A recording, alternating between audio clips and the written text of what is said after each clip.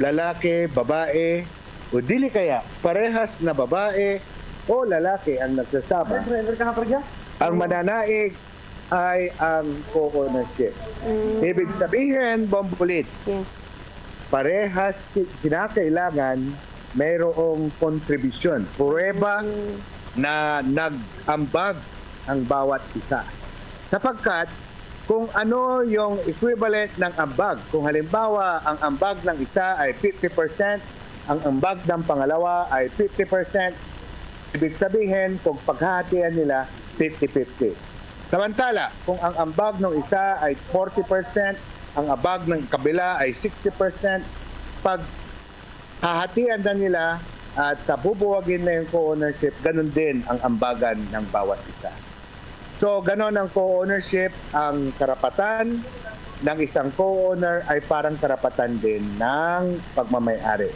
Samantala, bago din niya gamitin ito, dapat kinakailangan din ipaalam dahil meron siyang kaparehas or ka-co-ownership.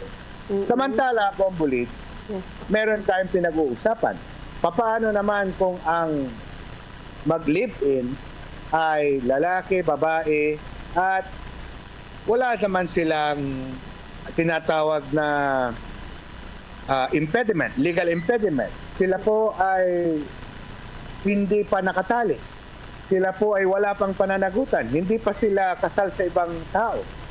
Bombolits, ang sabi ng kataas-taasang hukuman, ang mananaig na batas ay Article 147, na kung saan, Bombolits, ang pagsasama ng dalawang lalaki at babae na wala pang pananagutan, Bombolits, ay maituturing na tinatawag na parehas ang kanilang joint co-ownership.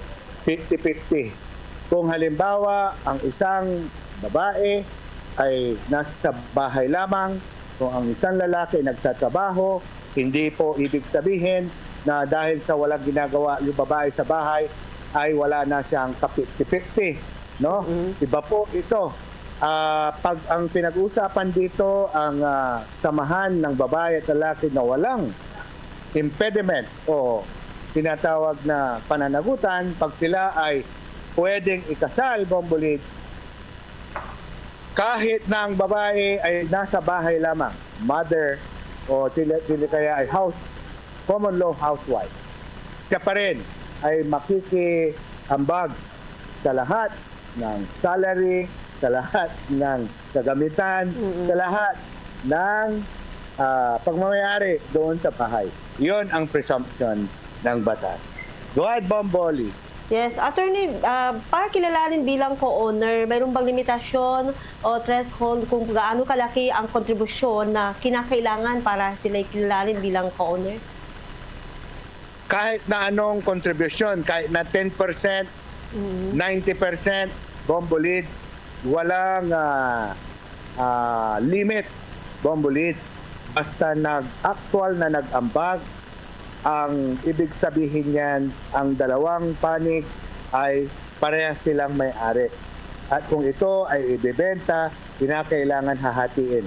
Kung kinakailangan ipaayos ang bahay na 90%, 10%, yung isa gagastusin niya 90%, yung isa 10%.